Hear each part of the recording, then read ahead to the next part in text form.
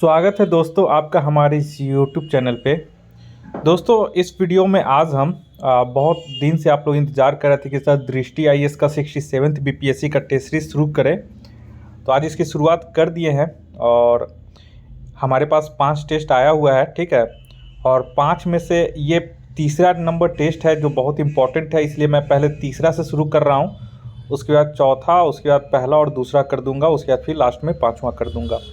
तो अभी आप लोग अगर जो लोग थोड़ा सा जानकारी रखते हैं तो उन्हें पता होगा कि दृष्टि की तरफ से लगभग 15 टेस्ट लिया जा रहा है 5500 रुपये में शायद, और वो कुछ है सब्जेक्टिव वाइज पहले टेस्ट लिया जाता है 10 और शायद 5 जो है वो फुल टेस्ट लिया जाएगा। तो अभी जो है वो सब्जेक्टिव चल रहा है टेस्ट, ठीक है।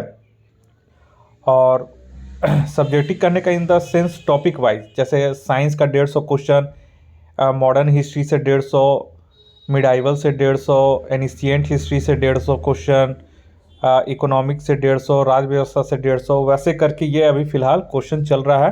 और उसके बाद फिर लास्ट का शायद 5 टेस्ट फुल टेस्ट होगा। तो अभी मैं यहाँ पे सेक्शनल लेके चल रहा हूँ और ये बहुत ही इंपॉर्टेंट टेस्ट है। इस वजह से इसका मतलब अच्छा परसेंटेज रहता है एग्ज़ाम में, इस वजह से ये टेस्ट नंबर आज हम 3 से शुरू कर रहे हैं। तो आप लोग पूरा 150 क्वेश्चन और उसका एक्सप्लेनेशन के साथ हम इस वीडियो को बना रहे हैं और आप लोग ज़रूर इसे देखें और अपने दोस्तों में भी इसे शेयर करें। तो ये लेटेस्ट टेस्ट है दृष्टि आईएएस के तरफ से 67th प्रारंभिक परीक्षा के लिए, ठीक है। तो हमारे पास यहाँ पे हिंदी और इंग्लिश दोनों में क्वेश्चन पेपर अवेलेबल है, लेकिन चूंकि हमारे सब्सक्राइबर ज़्यादातर हिंदी मीडियम के हैं इसलिए मैं केवल हिंदी मीडियम में ही यहाँ पे वीडियो अपलोड करूँगा, ठीक है। और जो हमारे पेड ग्रुप से जुड़े हुए हैं उनको हिंदी और इंग्लिश दोनों में मिल जाएगा, इसलिए आप लोग निश्चिंत रहें। नेक्स्ट आइए, यहाँ पे पहला क्वेश्चन बोल रहा है कि संविधान के किस संशोधन अधिनियम के द्वारा दल बदल विरोधी कानून पारित किया गया था। तो ये आप लोग को पता हो जाएगा, ऑप्शन सी हो जाएगा, 52वां संविधान संशोधन अधिनियम के द्वारा, ठीक है। और ये 1985 में हुआ था। और ये एक चीज़ यहाँ पे आप लोग देख लीजिएगा, नोट कर लीजिएगा कि यह कानून अगर डेट वाइज पूछेगा तो 1 मार्च 1985 को लागू हुआ था, ठीक है। और इसमें यहाँ पे 10वीं अनुसूची भी जोड़ा गया था इसमें, और संसद और राज्य विधानसभा दोनों के लिए दल बदल विरोधी कानून लागू होते हैं। नेक्स्ट क्वेश्चन आइए दूसरे नंबर पे। दूसरा नंबर क्वेश्चन बोल रहा है कि 1946 में बनी अंतरिम सरकार का नेतृत्व किसने किया था। तो ये आप लोग को पता होगा, ऑप्शन डी हो जाएगा, जवाहरलाल नेहरू के द्वारा इसमें इनका नेतृत्व किया गया था। और 1946 में ब्रिटिश प्रधानमंत्री कौन था। तो 1946 में ब्रिटिश प्रधानमंत्री क्लीमेंट एटली था। नेक्स्ट आइए तीसरा नंबर में। तीसरा नंबर यहाँ पे क्वेश्चन बोल रहा है कि निम्नलिखित में से किससे संबंधित संविधान प्रावधानों को संसद में विशेष बहुमत के माध्यम से संशोधित किया जा सकता है। तो तीसरा का इसका सही आंसर हो जाएगा ऑप्शन सी, मौलिक अधिकार को। संविधान में निम्नलिखित 3 तरीकों से आवश्यक संवैधानिक संशोधन किए जा सकते हैं, ठीक है। पहला जो तरीका है वो संसद के साधारण बहुमत द्वारा, दूसरा जो तरीका है वो संसद के विशेष बहुमत द्वारा संशोधन, और तीसरा जो तरीका है वो संसद के विशेष बहुमत द्वारा और आधे राज्य विधानमंडलों की संस्तुति के उपरांत यहाँ पे संशोधन किया जा सकता है। तो यहाँ पे पूछ रहा है विशेष बहुमत के माध्यम से, तो इसमें मौलिक अधिकार है जिसको विशेष बहुमत के आधार पे ही संशोधित किया जा सकता है। नेक्स्ट आइए फोर्थ नंबर में। चौथा नंबर बोला कि किस संवैधानिक संशोधन द्वारा मूल कर्तव्यों को भारतीय संविधान में शामिल किया गया।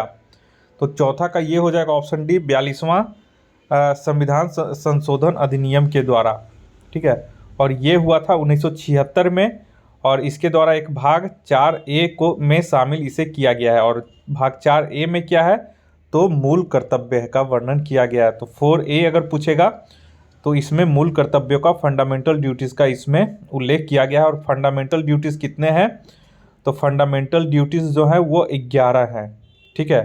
और वर्तमान में हमारे संविधान के अनुच्छेद किसमें 11 मूल कर्तव्यों को वर्णन किया गया है, तो 51A में जाइएगा। ठीक है, तो मूल कर्तव्य अगर भाग पूछेगा तो 4A, अनुच्छेद पूछेगा तो 51A में, और टोटल मूल कर्तव्य पूछेगा तो 11 मूल कर्तव्य है। चलिए नेक्स्ट आइए 5वां नंबर में। 5वां नंबर क्वेश्चन बोल रहा है कि निम्नलिखित में से किसके पास किसी राज्य में विधान परिषद के उत्साधन या सृजन की शक्ति है। मतलब सृजन किया जा सकता है विधान परिषद को, या फिर उसको खत्म समाप्त किया जा सकता है। तो किसके पास ये शक्ति होती है? तो 5वां का यहाँ पे हो जाएगा ऑप्शन बी, संसद के पास इसकी शक्ति होती है। तो संविधान के अनुच्छेद 169 के तहत यानी कि 169 के तहत संसद विधि द्वारा किसी विधान परिषद वाले राज्य में विधान परिषद के उत्साधन यानी कि समाप्ति के लिए ऐसे राज्य में जिसमें विधान परिषद नहीं है विधान परिषद के सृजन के लिए उपबंध कर सकेगी, यदि उस राज्य की विधानसभा ने इस आशय का संकल्प विशेष बहुमत से पारित कर दिया है। तो शक्ति तो पूछेगा तो संसद हो जाएगा। ठीक है, और अगर डिटेल में पूछेगा तो मान लीजिए कि संकल्प कहाँ पहले पारित होती है, तो वो संबंधित राज्य के विधानसभा में संकल्प पहले पारित होना चाहिए। और विशेष बहुमत से तात्पर्य क्या है यहाँ पे? तो विशेष बहुमत से तात्पर्य है कि विधानसभा की कुल सदस्य संख्या का बहुमत और उपस्थित और मत देने वाले सदस्यों की संख्या का कम से कम 2/3 बहुमत होना चाहिए। नेक्स्ट आइए 6 में। 6 नंबर बोल रहा है कि भारत की स्वतंत्रता के बाद बिहार का पहला राज्यपाल कौन बना था। तो ये आप लोग को पता होगा, ऑप्शन बी हो जाएगा जयराम दास दौलतराम। 15 अगस्त 1947 से लेकर के 11 जनवरी 1948 तक इनका कार्यकाल था। नेक्स्ट आइए क्वेश्चन नंबर 7 में। 7वां बोला कि निम्नलिखित में से किस मामले में सर्वोच्च न्यायालय ने माना कि एक दया याचिका के निपटारे में सरकार की ओर से हो रही देरी के आधार पर एक कैदी की मृत्युदंड की सजा उम्र कैद में परिवर्तित हो सकती है। तो 7वां का यहाँ पे हो जाएगा ऑप्शन ए, शत्रुघ्न चौहान बनाम भारत संघ के मामले में, और ये 2014 का केस था। नेक्स्ट आइए, और इस मामले में जो था शीर्ष न्यायालय ने मृत्युदंड प्राप्त 15 कैदियों को जीवनदान दे दिया था। मतलब कि उनको मृत्युदंड से माफ़ कर दिया गया था और उम्र कैद में परिवर्तित कर दिया गया था। नेक्स्ट आइए 8वां नंबर में। 8वां नंबर बोला कि प्रधानमंत्री सहित केंद्रीय मंत्रियों की कुल संख्या नहीं होगी। तो कुल संख्या नहीं होगी तो 8वां का यहाँ पे हो जाएगा ऑप्शन बी, लोकसभा की कुल सदस्य संख्या के 15% से अधिक नहीं होनी चाहिए। ठीक है, और ये केमा संविधान संशोधन में था, तो ये 51वां संविधान संशोधन में यानी 91 संविधान संशोधन अधिनियम 2003 द्वारा ये प्रावधान किया गया था अनुच्छेद 75 के 1 के ए में। ठीक है, नेक्स्ट आइए 9 नंबर में। 9 नंबर बोल रहा है कि निम्नलिखित में से कौन संविधान प्रारूप समिति के सदस्य नहीं थे। तो 9 का यहाँ पे हो जाएगा ऑप्शन डी, यहाँ पे डॉक्टर राजेंद्र प्रसाद जो थे वो संविधान सभा के प्रारूप समिति के सदस्य नहीं थे। तो संविधान सभा के प्रारूप समिति में टोटल 7 सदस्य थे अध्यक्ष को लगा करके। ठीक है, और वो 7 सदस्य कौन कौन थे, शुरुआत का हम बता रहे हैं। मूल रूप से डॉक्टर भीमराव अंबेडकर जो अध्यक्ष थे, एन गोपालस्वामी अयंगर, अल्लादी कृष्ण स्वामी अय्यर, डॉक्टर के एम मुंशी, सैयद मोहम्मद सादुल्ला और एन माधव राव, और उसके बाद टी कृष्णमाचारी, जिसमें से एन माधव राव और टी कृष्णमाचारी बाद में इनका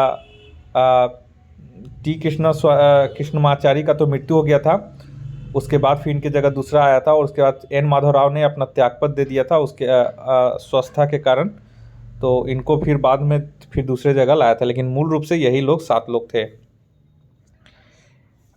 नेक्स्ट आइए, और एक चीज़ पूछता है कि भारत में संविधान का पहला प्रारूप कब तैयार किया गया था।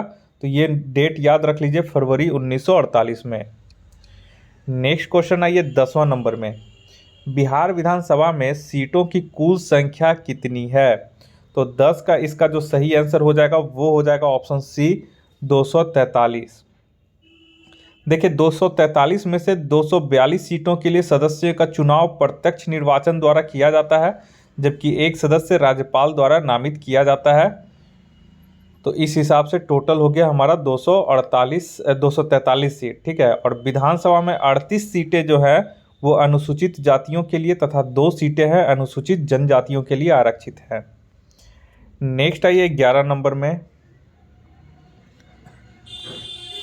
11 नंबर बोल रहा है निम्नलिखित में से कौन संसद के दोनों सदनों की संयुक्त बैठक की अध्यक्षता नहीं कर सकता।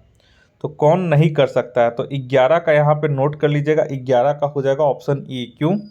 क्योंकि देखिए संयुक्त बैठक एक विधेयक के पारित होने पर दोनों सदनों के बीच गतिरोध को हल करने के लिए संविधान द्वारा प्रदान की गई एक असाधारण व्यवस्था है। तो यहाँ पे आप लोग अध्यक्षता कौन नहीं कर सकता है, तो यहाँ पे केवल देखिए राज्यसभा अध्यक्ष नहीं कर सकता है, राष्ट्रपति नहीं कर सकता है, और यहाँ पे लोकसभा अध्यक्ष तो कर ही सकता है, लोकसभा अध्यक्ष ही करता है, ठीक है। तो यहाँ पे आप लोग देख लेंगे कि लोकसभा अध्यक्ष दोनों सदनों की संयुक्त बैठक की अध्यक्षता करता है, वहीं उसकी अनुपस्थिति में उपाध्यक्ष कार्यभार संभालता है। यदि संयुक्त बैठक से उपाध्यक्ष भी अनुपस्थित रहता है तो राज्यसभा का उपसभापति यहाँ पे बैठक की अध्यक्षता करता है। यदि वह भी अनुपस्थित रहता है तो ऐसा व्यक्ति जिसे संयुक्त बैठक में उपस्थित सदस्यों द्वारा चुना जाता है वह बैठक की अध्यक्षता करता है। तो इस प्रकार यह स्पष्ट है कि राज्यसभा के सभापति तथा राष्ट्रपति संसद की संयुक्त बैठक की अध्यक्षता नहीं करते हैं, यानी कि ए और बी यहाँ पे नहीं करता है। तो यहाँ पे उपरोक्त में से एक से अधिक हो जाएगा। राज्यसभा अध्यक्ष और राष्ट्रपति ये अध्यक्षता नहीं कर सकता, जबकि लोकसभा अध्यक्ष और लोकसभा का उपाध्यक्ष इसमें अध्यक्षता कर सकता है। तो ये बहुत ही कंसेप्चुअल क्वेश्चन है, आप लोग इसको नोट कर लेंगे जो अभी मैंने एक्सप्लेनेशन बताया। नेक्स्ट क्वेश्चन आइए 12 नंबर में। 12 नंबर क्वेश्चन बोल रहा है कि राज्यपाल को पद की शपथ कौन दिलाता है। तो 12 का यहाँ पे हो जाएगा ऑप्शन बी, संबंधित राज्य के उच्च न्यायालय के मुख्य न्यायाधीश। नेक्स्ट क्वेश्चन आइए 13 नंबर में। 13 नंबर यहाँ पे बोल रहा है, देखिए हाँ 13 नंबर में आइए। 13 नंबर पे यहाँ पे बोल रहा है कि भारत के नियंत्रक और महालेखा परीक्षक कैग के संदर्भ में निम्नलिखित कथनों में से कौन सा सही नहीं है। तो 13 के यहाँ पे ई हो जाएगा। सबसे पहले देखिए कि भारत के संविधान भाग 5 के अध्याय 5 में यहाँ पे इसका वर्णन किया गया है। तो यहाँ पे भाग 4 दिया गया है जो कि 6 दिया गया है जो कि गलत है। तो पहला ही यहाँ पे गलत दे दिया गया है, ठीक है। और संविधान के अनुच्छेद 148 से 151 से कैग के बारे में वर्णन किया गया है, तो बी यहाँ पे सही है। और यहाँ पे एक चीज़ और देखिए, कैग की नियुक्ति जो होता है भारत के राष्ट्रपति द्वारा, ठीक है, कैग की जो नियुक्ति होता है वो भारत के राष्ट्रपति द्वारा अपने हस्ताक्षर और मुद्रा सहित अधिपत्र द्वारा की जाती है। और इसका जो अध्यक्ष होता है वो 6 वर्ष या 65 वर्ष की आयु तक जो भी पहले हो पद धारण किया रह सकता है। और वह कैग जो है वो भारतीय लेखा परीक्षा और लेखा विभाग का प्रमुख भी होता है।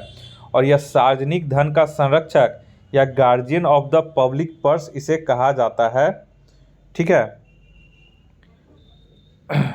और केंद्र एवं राज्य दोनों स्तरों पर देश की संपूर्ण वित्तीय प्रणाली को नियंत्रित करता है। तो सी भी यहाँ पे सही हो गया। उसके बाद है कि उस कैग का जो कर्तव्य होता है वो भारत के संविधान और संसद के कानूनों को वित्तीय प्रशासन के क्षेत्र में बनाए रखने के लिए इसका कार्य होता है। और एक चीज़ यहाँ पे ये भी देख लीजिए कि यहाँ पे बोल रहा है कि वह केंद्र और राज्य के खातों से संबंधित अपनी ऑडिट रिपोर्ट प्रत्यक्षता क्रमशः संसद और राज्य विधानसभाओं को सौंपता है, ठीक है। तो ये यहाँ पे गलत हो गया है। तो यहाँ पे ए और डी गलत है। तो इसमें क्या हो जाएगा, ये अपना जो रिपोर्ट होता है कैग जो अपना रिपोर्ट होता है वो राष्ट्रपति और राज्यपाल को सौंपता है, जो क्रमशः संसद के दोनों सदनों और राज्य विधानमंडल के समक्ष रखते हैं। अगर राष्ट्रपति जो होता है वो संसद के समक्ष और राज्यपाल जो होता है वो विधानमंडल के समक्ष रिपोर्ट रखते हैं। लेकिन कैग जो है वो अपना रिपोर्ट राष्ट्रपति और राज्यपाल को ही सौंपता है। तो यहाँ पे नहीं पूछ रहा है, तो यहाँ उपयुक्त में से एक से अधिक हो जाएगा, यानी ए और डी दोनों कथन गलत हैं। नेक्स्ट आइए 14 नंबर में। 14 नंबर यहाँ पे बोल रहा है कि वर्तमान में पटना उच्च न्यायालय का मुख्य न्यायाधीश कौन है, तो ये हो जाएगा ऑप्शन सी संजय करोल। और ये इनकी जो नियुक्ति हुई थी ये 11 नवंबर 2019 को हुई थी पटना हाईकोर्ट में। 15 नंबर में ये निम्नलिखित में से कौन से मौलिक अधिकार भारतीय नागरिकों के लिए तो उपलब्ध है परंतु विदेशियों के लिए नहीं उपलब्ध है, तो यहाँ पे हो जाएगा ऑप्शन ए वाक एवं अभिव्यक्ति की स्वतंत्रता ये केवल भारतीय नागरिकों के लिए है, जबकि इसमें से विधि की समक्ष समता सभी के लिए है, जीवन एवं स्वतंत्रता का संरक्षण ये भी सभी लोग के लिए है। ठीक है, और यहाँ पे अस्पृश्यता का अंत ये भी सभी लोग के लिए है। नेक्स्ट है ये 16 नंबर में, 16 बोरा की किस समिति ने दल विघटन के मामले में अयोग्यता से छूट देने से संबंधित 10वीं अनुसूची के प्रावधान को निरस्त करने की सिफारिश की थी। 16 का इसका जो सही आंसर हो जाएगा वो हो जाएगा ऑप्शन डी दिनेश गोस्वामी समिति ने। और ये जो हुआ था ये वर्ष 1990 में अपनी रिपोर्ट प्रस्तुत किए थे। नेक्स्ट क्वेश्चन है ये 17 में 17 में बोला कि भारत सरकार अधिनियम 1935 में अंतर्विष्ट इंस्ट्रूमेंट ऑफ इंस्ट्रक्शंस को हमारे संविधान में निम्नलिखित में से किस रूप में शामिल किया गया है, तो 17 का इसका सही आंसर हो जाएगा ऑप्शन सी राज्य के नीति निर्देशक तत्व में इसे शामिल किया गया है। और राज्य के नीति निर्देशक तत्व जिसको इंग्लिश में directive principle of state policy कहते हैं, संविधान के भाग 4 के अंतर्गत अनुच्छेद 36 से 51 तक में इसका उल्लेख किया गया है। नेक्स्ट है ये 18 नंबर में 18 में बोला कि नगर निगम प्राप्त करने वाला बिहार का पहला शहर कौन सा था, तो 18 का यहाँ पे हो जाएगा ऑप्शन डी मुजफ्फरपुर। ठीक है,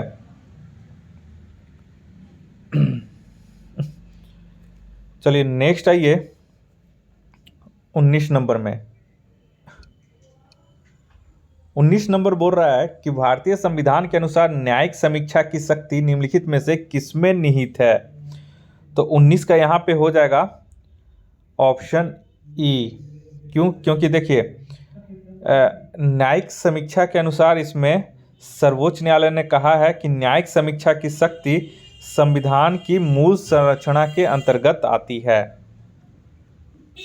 ठीक है, तो यहाँ पे आपका जो भारतीय संविधान द्वारा सर्वोच्च न्यायालय और उच्च न्यायालय दोनों को न्यायिक समीक्षा का अधिकार दिया गया है, तो यहाँ पे ए और बी दोनों हो जाएगा, इसलिए उपयुक्त में से एक से अधिक इसका सही आंसर हो जाएगा।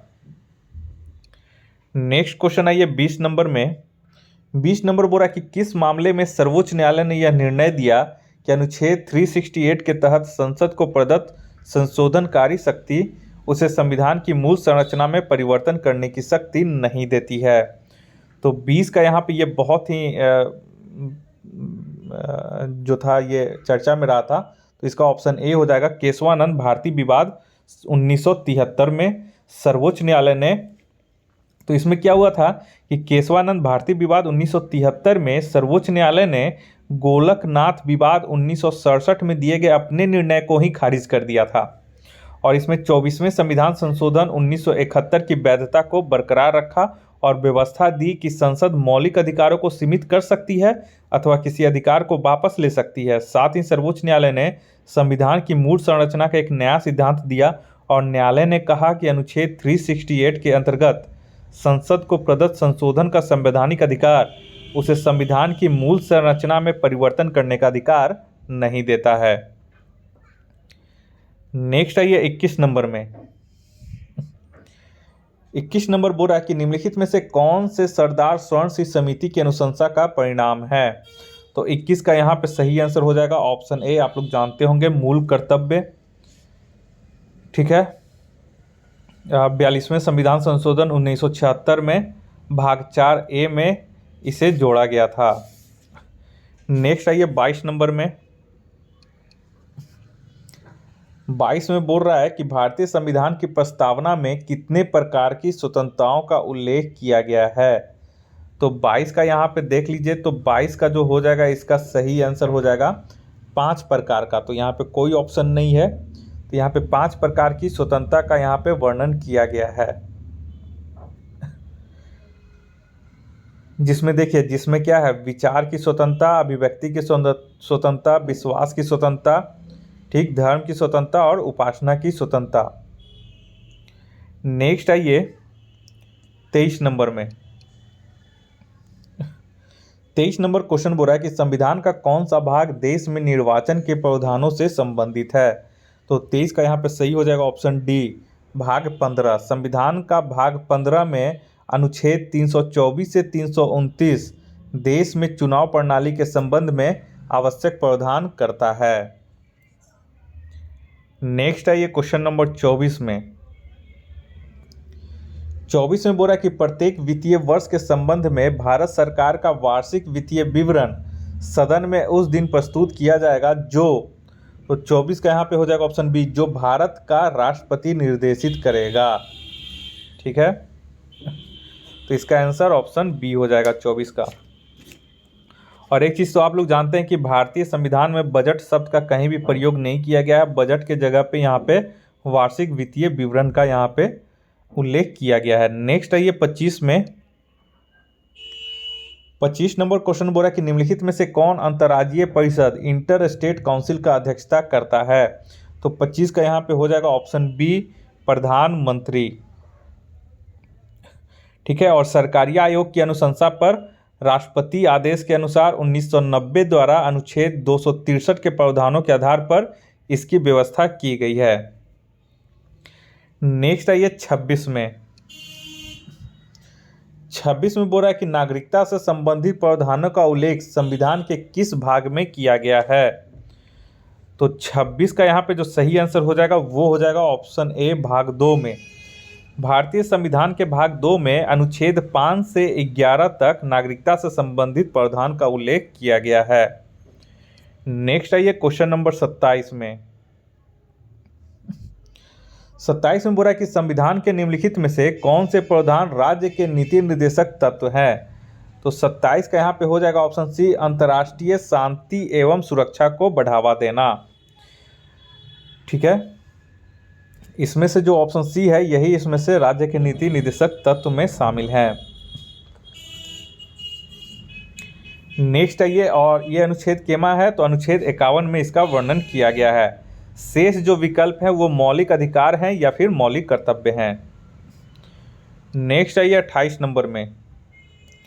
28 में बोल रहा है कि भारत के निम्नलिखित प्रधानमंत्रियों में से कौन अविश्वास मत में पराजित हुआ था। तो 28 का यहाँ पे हो जाएगा ऑप्शन ई।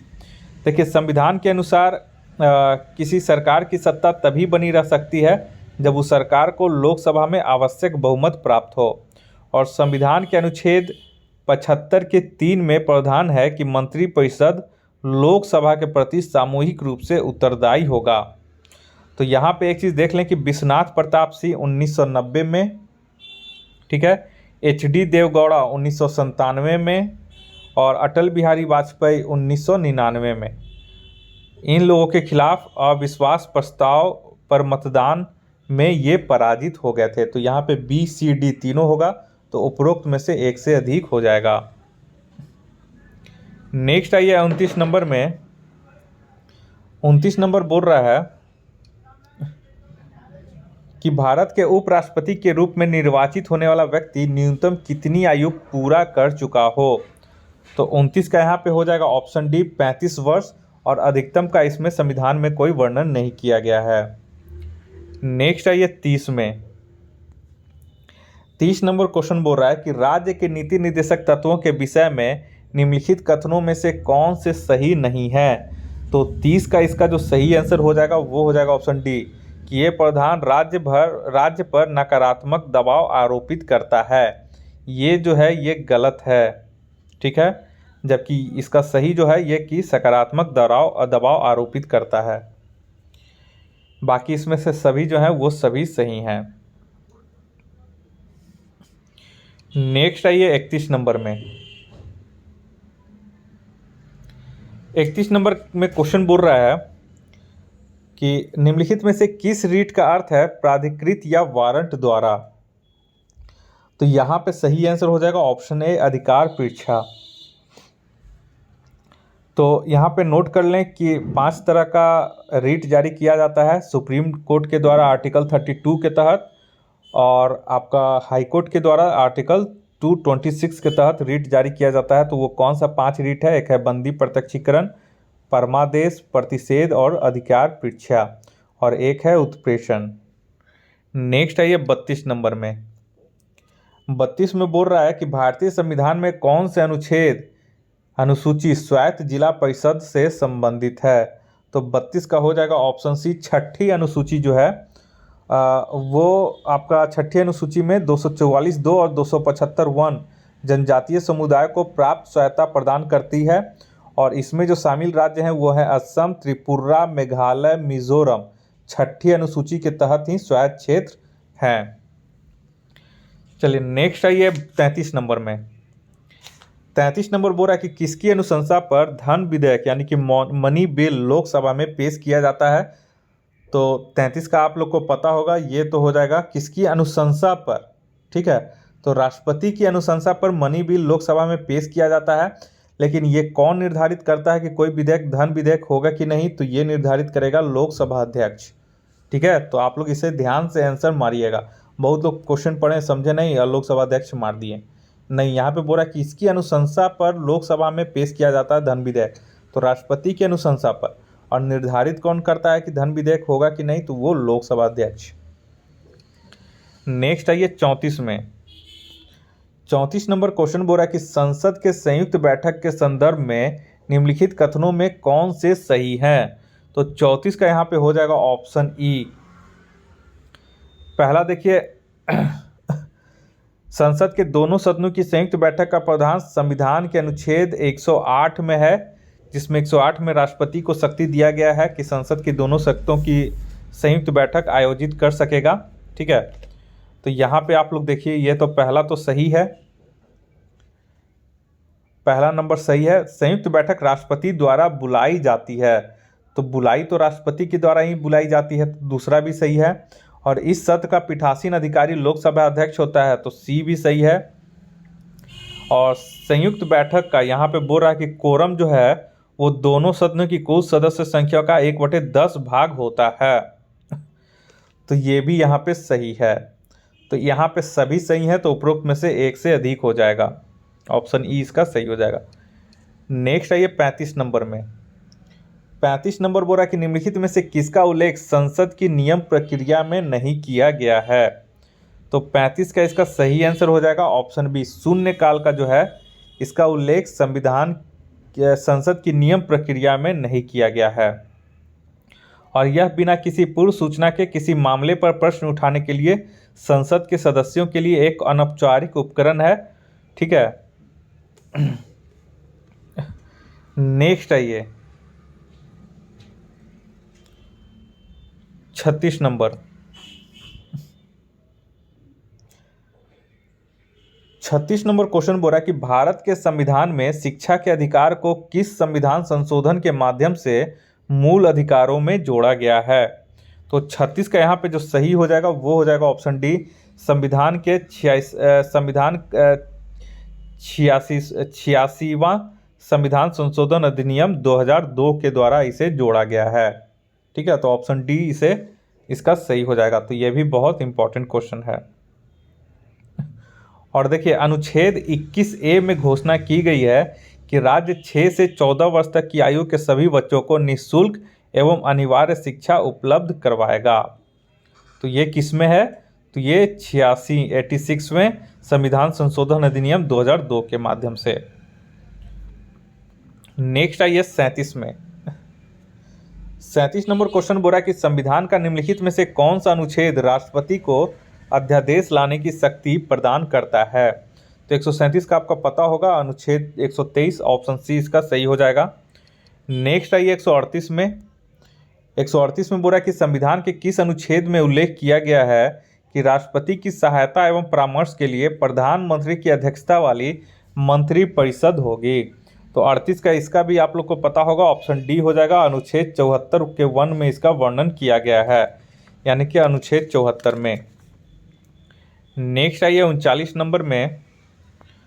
39 में बोला कि निम्नलिखित में से कौन सा निकाय आंग्ल भारतीय समुदाय के लिए संवैधानिक एवं अन्य कानूनी संरक्षण से संबंधित मामलों की जांच करता है और राष्ट्रपति को इसकी रिपोर्ट प्रस्तुत करता है। तो 39 का हो जाएगा ऑप्शन बी, राष्ट्रीय अनुसूचित जाति आयोग। अनुसूचित जातियों के लिए राष्ट्रीय आयोग ही आंग्ल भारतीय समुदाय के लिए संवैधानिक एवं अन्य कानूनी संरक्षण उपाय से संबंधित मामलों की जांच और इस पर राष्ट्रपति को रिपोर्ट प्रस्तुत करता है। नेक्स्ट है ये 40 नंबर में। 40 नंबर बोल रहा है कि भारत निर्वाचन आयोग के अनुसार राष्ट्रीय दल के रूप में मान्यता प्राप्त करने हेतु किसी राजनीतिक दल को कितने राज्यों में राज्य स्तरीय दल के रूप में मान्यता प्राप्त होनी चाहिए। तो ये भी बहुत इंपॉर्टेंट क्वेश्चन है। तो 40 का हो जाएगा ऑप्शन सी, कम से कम 4 राज्य। ठीक है, कम से कम 4 राज्य।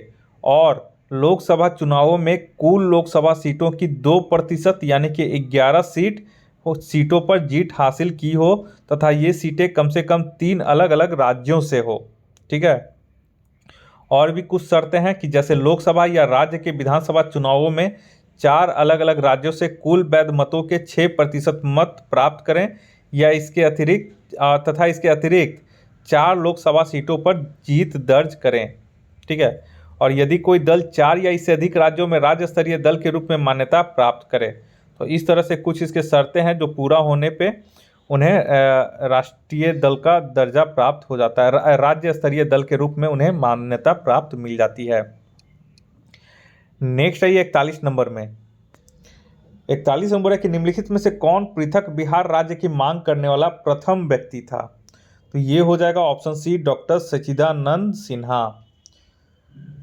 ठीक है, और 1894 में बिहार प्रांत के निर्माण की मांग के लिए बिहार टाइम्स नामक एक पत्रिका इन्होंने शुरू की थी। नेक्स्ट आइए 42 नंबर में। 42 नंबर बोल रहा है कि भारत के महान न्यायवादी के संबंध में निम्नलिखित तथ्यों में से कौन सही नहीं है। तो 42 का यहाँ पे हो जाएगा ऑप्शन बी कि वह केंद्रीय कार्यपालिका का हिस्सा नहीं है। ये यहाँ पे सही नहीं है, ये जो है ये गलत है। ठीक है, यहाँ पे सही जो होगा कि जो महान न्यायवादी होता है वो केंद्रीय कार्यपालिका का ही एक हिस्सा होता है। नेक्स्ट आइए 43 में। 43 नंबर बोल रहा है कि भारतीय संविधान 73वां संविधान संशोधन अधिनियम 1992 उन सभी राज्यों में पंचायती राज की त्रिस्तरीय प्रणाली का प्रावधान करता है जिनकी जनसंख्या, तो जिनकी जनसंख्या तो 43 का यहाँ पे हो जाएगा ऑप्शन बी, 20 लाख से अधिक हो। नेक्स्ट है ये 44 नंबर में। बोरा कि निम्नलिखित में से किस राज्य की विधानसभा में सीटों की संख्या सर्वाधिक है। तो 44 का यहाँ पे हो जाएगा ऑप्शन ए, पश्चिम बंगाल में। जो ऑप्शन दिया गया है पश्चिम बंगाल, जहाँ पे 294 सीटें हैं, जबकि बिहार में 243, मध्य प्रदेश में 230 और आंध्र प्रदेश में 175। नेक्स्ट है ये 45 में। बोरा कि निम्नलिखित में से कौन राज्य में कार्यपालिका का भाग नहीं है। तो कार्यपालिका का भाग नहीं है तो 45 का बी हो जाएगा, विधानसभा अध्यक्ष जो होता है वो कार्यपालिका का भाग नहीं होता है। देखिए, भारतीय संविधान के अनुच्छेद 153 से 167 के अनुसार राज्यपाल, मुख्यमंत्री और मंत्रिपरिषद मिलकर कार्यकारिणी का गठन करते हैं। ठीक है, तो यहाँ पे कार्यकारिणी का तो यहाँ पे इसलिए ऑप्शन बी यहाँ पे जो हो जाएगा वो इसके कार्यपालिका का भाग नहीं होगा। नेक्स्ट है ये 46 नंबर में।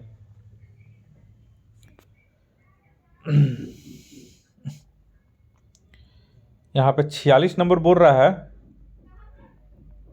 हाँ 46 में ये 46 नंबर बोल रहा है क्वेश्चन कि निम्नलिखित में से किस रीट को न्यायालय द्वारा किसी व्यक्ति द्वारा लोक कार्यालय में दायर अपने दावे की वैधता की जांच करने के लिए जारी की जाती है।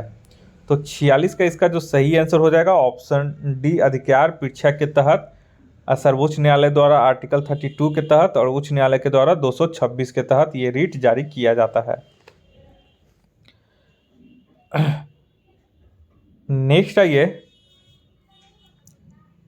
47 नंबर में। 47 में बोला कि निम्नलिखित में से कौन बिहार का पहला मुख्यमंत्री था। तो 47 का हो जाएगा ऑप्शन सी, श्री कृष्ण सिंह बिहार के पहला मुख्यमंत्री थे जिनको श्री बाबू के नाम उपनाम से भी पुकारा जाता था। नेक्स्ट है ये 48 में बोल रहा है कि केंद्रीय सूचना आयोग CIC अपनी वार्षिक रिपोर्ट किसे प्रस्तुत करता है। तो 48 का यहाँ पे बहुत इंपॉर्टेंट क्वेश्चन है। ये जो है ये कार्मिक मंत्रालय को प्रस्तुत करता है, ठीक है, और जो कि केंद्र सरकार के अंतर्गत आता है। और केंद्र सरकार इस रिपोर्ट को संसद के प्रत्येक सदन के समक्ष रखता है। तो ये इम्पोर्टेंट है। नेक्स्ट है ये 49 नंबर में।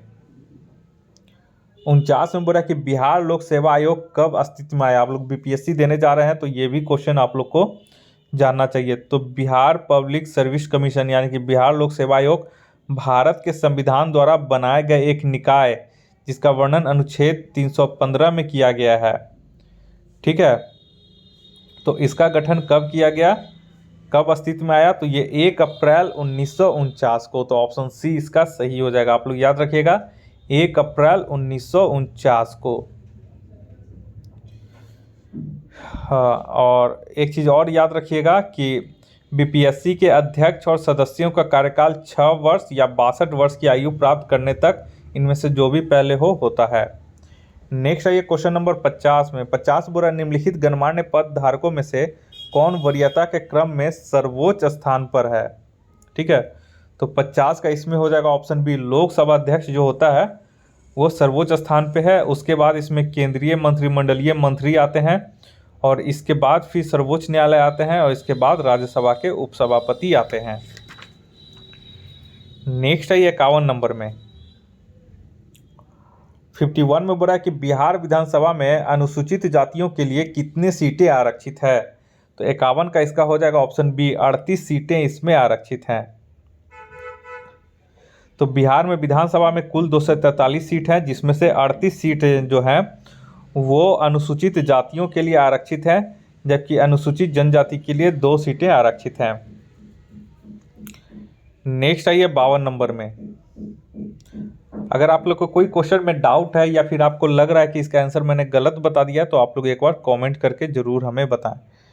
नेक्स्ट है ये 52 में। संविधान के निम्नलिखित में से किस अनुच्छेद के तहत किसी राज्य में मंत्रिपरिषद का गठन किया जाता है। तो 52 का इसका सही आंसर हो जाएगा ऑप्शन बी। अनुच्छेद 163 के तहत। तो ये आप लोग याद रख ले, बहुत ही इंपॉर्टेंट है। नेक्स्ट है 53 में। बिहार में कितने जिले हैं। तो 53 का ई हो जाएगा। क्यों, क्योंकि बिहार में टोटल 38 जिले हैं, ठीक है। तो यहाँ पे कोई ऑप्शन में नहीं था। नेक्स्ट है ये 54 में। 54 में बोला कि राज्यसभा के संबंध में निम्नलिखित कथनों में से कौन से सही हैं। तो 54 का यहाँ पे हो जाएगा ऑप्शन ई। क्यों, क्योंकि देखिए राज्यसभा संसद का दूसरा अंग है जिसकी स्थापना मूल हमें 1918 के मॉन्टेग्यू चेम्सफोर्ड सुधार में मिलता है, ठीक है। और 3 अप्रैल 1952 को इसका पहली बार गठन किया गया था। तो यहाँ पे पहला तो यहाँ पे सही है। और राज्यसभा के सदस्य 6 वर्ष के लिए निर्वाचित किए जाते हैं, ये भी सही है। और सी यहाँ पे आप लोग को बोल रहा है कि 12 सदस्य का यहाँ पे राष्ट्रपति के द्वारा मनोनीत किए जाते हैं, ये भी सही है। और उसके बाद बोल रहा है कि इसे अतिरिक्त अखिल भारतीय सेवाओं के सृजन का अधिकार प्राप्त है, ठीक है। तो यहाँ पे आप लोग एक चीज़ नोट कर लें कि इसको जो है आर्टिकल 312 के तहत अखिल भारतीय सेवाओं को सृजित करने का अधिकार इसे दिया गया है आर्टिकल 312 के तहत। तो यहाँ पे ये भी सही है, तो सभी सही हैं। तो ऑप्शन ई हो जाएगा। उपरोक्त में से एक से अधिक सही है। नेक्स्ट है ये 55 में। 55 में बोला कि बिहार राज्य में ग्राम कचहरी का गठन कितनी अवधि के लिए किया जाता है। तो 55 का इसमें हो जाएगा ऑप्शन सी 5 वर्ष के लिए। नेक्स्ट है ये 56 में। बोला बिहार विधान परिषद में कुल कितनी सीटें हैं। तो 56 का हो जाएगा ऑप्शन डी। टोटल 75 सीटें हैं और 75 सदस्यों में से 63 सीटों पर उम्मीदवारों का निर्वाचन किया जाता है, जबकि 12 सदस्य राज्यपाल के द्वारा मनोनीत किए जाते हैं। और वर्तमान में अवधेश नारायण सिंह वर्तमान में बिहार विधान परिषद के कार्यकारी सभापति हैं, नेक्स्ट आइए 57 में, बोला कि किस संविधान संशोधन ने केंद्र शासित प्रदेश दिल्ली को एक विशेष राज्य का दर्जा प्रदान किया गया है। तो ये क्वेश्चन पूछ चुका है, तो 57 का यहाँ पे हो जाएगा ऑप्शन बी 69वां संविधान संशोधन अधिनियम, 69 संविधान संशोधन अधिनियम के द्वारा, ठीक है। और ये हुआ था आपका 1991 में। नेक्स्ट आइए 58 में, 58 में बोल रहा है कि निम्नलिखित में से कौन सा अनुच्छेद उल्लेख करता है कि प्रत्येक राज्य के लिए एक राज्यपाल होगा। तो 58 के यहाँ पे हो जाएगा ऑप्शन डी अनुच्छेद 153, ठीक है। और इसका वर्णन भाग 6 में किया गया है, संविधान के भाग 6 में किया गया है। और राज्यपाल की नियुक्ति, उसकी शक्तियां एवं उसके पद से संबंधित सभी तथ्यों की चर्चा अनुच्छेद 153 से लेकर अनुच्छेद 162 तक किया गया है। नेक्स्ट आइए 59 नंबर में, नेक्स्ट क्वेश्चन 59 में आइए। 59 बोल रहा है कि बिहार से नवगठित राज्य झारखंड में कितने जिलों को स्थानांतरित किया गया था।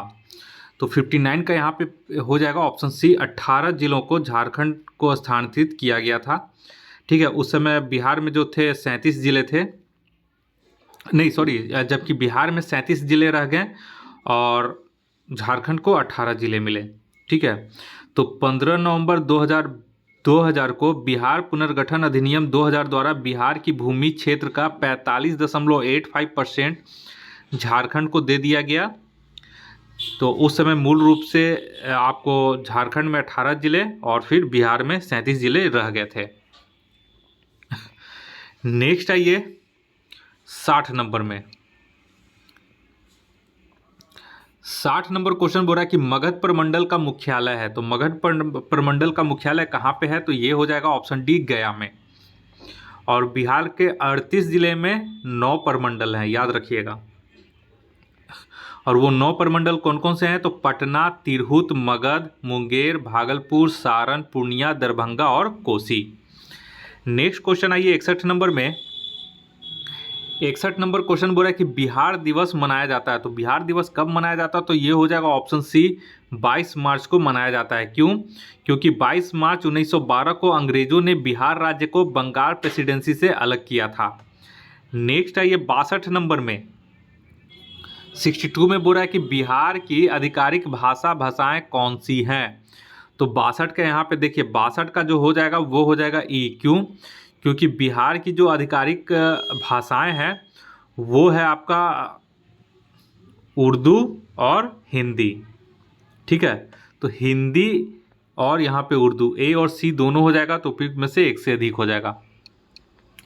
नेक्स्ट आइए 63 नंबर में बोल रहा है वर्तमान में भारत का मुख्य चुनाव आयुक्त कौन है। तो 63 के यहाँ पे हो जाएगा option D Sunil Arora. Next question आइए, यहाँ पे एक बार आप लोग चेक कर लीजिएगा कि चेंज हुए हैं कि नहीं, ठीक है। नेक्स्ट आइए 64 नंबर में, 64 में बोल रहा है कि संघ लोक सेवा आयोग के अध्यक्ष को पद एवं गोपनीयता का शपथ कौन दिलाता है। तो इसका सही आंसर हो जाएगा ऑप्शन सी यूपीएससी का वरिष्ठतम सदस्य, ठीक है। तो देखिए अनुच्छेद 316(1) के अनुसार संघ लोक सेवा आयोग यूपीएससी के अध्यक्ष और सदस्यों की नियुक्ति राष्ट्रपति करता है और पद एवं गोपनीयता की शपथ के मामले में यूपीएससी का वरिष्ठतम सदस्य यूपीएससी अध्यक्ष के पद को गोपनीयता का शपथ दिलाता है, न कि राष्ट्रपति। तो ये भी एक तरह से बहुत ही अच्छा कंसेप्चुअल क्वेश्चन था, ठीक है। तो ये भी आप लोग याद रखिएगा, क्योंकि बहुत सारे लोग राष्ट्रपति मार देते जो कि गलत हो जाता। इसका सही आंसर ऑप्शन सी है। नेक्स्ट आइए 65 में, 65 नंबर क्वेश्चन बोल रहा है कि निम्नलिखित में से किस आयोग समिति ने भाषाई आधार पर राज्यों के पुनर्गठन की सिफारिश नहीं की थी। तो 65 का यहाँ पे हो जाएगा ऑप्शन ई। देखिए वर्ष 1948 में इलाहाबाद उच्च न्यायालय के न्यायाधीश एस के धर की अध्यक्षता में एक आयोग का गठन किया गया था, जिसे भाषाई आधार पर राज्यों के पुनर्गठन की आवश्यकता पर विचार करना था। तो यहाँ पे धार नहीं है, धर आयोग है, ठीक है। तो ये तो था ही। उसके बाद लिखिए लेकिन इस आयोग ने भाषाई आधार के बजाय ऐतिहासिक और भौगोलिक आधार पर साहित्य प्रशासनिक प्रशासनिक सुविधा के आधार पर राज्यों का पुनर्गठन पे बल दे दिया। ठीक है। और दिसंबर 1948 में इसी मुद्दे का अध्ययन करने के लिए जवाहरलाल नेहरू, वल्लभ भाई पटेल और पट्टाभी सीतारामैया, जिसको कि जेवीपी समिति कहा जाता है, का गठन किया गया था। तो यहाँ पे जेवीपी में जवाहरलाल नेहरू, वल्लभ भाई पटेल और पट्टाभी सीतारामैया का है। ठीक है। तो यहाँ पे एक चीज़ आप लोग देख लें कि इसका जो आंसर हो जाएगा, और प्रथम प्रशासनिक का इसका जो था राज्य पुनर्गठन आयोग से कोई संबंध नहीं है, फजल अली। तो ए बी सी तीनों हो जाएगा यहाँ पे। तो राज्य को पुनर्गठन की सिफारिश नहीं की थी, तो सिफारिश में यहाँ पे धर आयोग भी सिफारिश नहीं किया था। ठीक है। तो सी और डी तो यहाँ पे हो गया है। तो यहाँ पे एक तरह से सी और डी इसका सही आंसर हो जाएगा। नेक्स्ट आइए 66 नंबर में। 66 में बोल रहा है कि संविधान का कौन सा भाग अधिकरण के प्रावधानों से संबंधित है। तो 66 का हो जाएगा ऑप्शन डी, भाग 14 का ए। ठीक है। तो मूल संविधान में अधिकरणों के संबंध में प्रावधान नहीं किए गए थे। इसे 42वें संविधान संशोधन अधिनियम 1976 के द्वारा नया भाग 14 ए में शामिल किया गया है। ठीक है। और इस भाग का जो शीर्षक है वो अधिकरण ही शीर्षक दिया गया है, जिसमें प्रशासनिक अधिकरण और अन्य विषयों के लिए अधिकरण सम्मिलित हैं। नेक्स्ट आइए 67 में। 67 में बोल रहा है कि संविधान का कौन सा अनुच्छेद सर्वोच्च न्यायालय के सलाहकार क्षेत्राधिकार के प्रावधान से संबंधित है। तो 67 का यहाँ पे हो जाएगा ऑप्शन ए, अनुच्छेद 143। और संविधान का अनुच्छेद 143 में जो है वो राष्ट्रपति को 2 श्रेणियों के मामलों में सर्वोच्च न्यायालय की सलाह लेने का अधिकार दिया गया है इसमें। नेक्स्ट आइए यहाँ पे 68 में। 68 में बोला है कि न्यायालय की अवमानना न्यायिक संस्थानों को प्रेरित हमलों एवं अनुचित आलोचना से बचाने का प्रयास करती है। संबंधित कानून न्यायालय की अवमानना अधिनियम लाया गया था। तो ये कब लाया गया था। तो 68 में यहाँ पे हो जाएगा ऑप्शन सी, वर्ष 1971 में। ठीक है। तो ये डेट आप लोग याद रखिएगा। और एक चीज़ और है कि संविधान के अनुच्छेद 129 द्वारा सर्वोच्च न्यायालय को उसकी अवमानना के लिए दंडित कर सकने की शक्ति अलग से प्रदान की गई है। और वहीं पे अनुच्छेद 215 में इसी प्रकार की शक्ति उच्च न्यायालय को सौंपी गई है। तो बहुत ही इंपॉर्टेंट इसका एक्सप्लेनेशन है, आप लोग नोट करते जाइएगा इस वीडियो को देखने के दौरान। नेक्स्ट आइए 69 में। ठीक है। 69 में यहाँ पे बोल रहा है कि निम्नलिखित में से कौन सा देश सरकार की एकात्मक प्रणाली का अनुसरण करता है। तो 69 का इसका जो सही आंसर हो जाएगा वो हो जाएगा ऑप्शन डी, जापान। ठीक है। एकात्मक सरकार वह है जिसमें सभी शक्तियां राष्ट्रीय सरकार में निहित होती हैं और क्षेत्रीय सरकारें यदि वो मौजूद हों अपनी शक्ति राष्ट्रीय सरकार से प्राप्त करती हैं।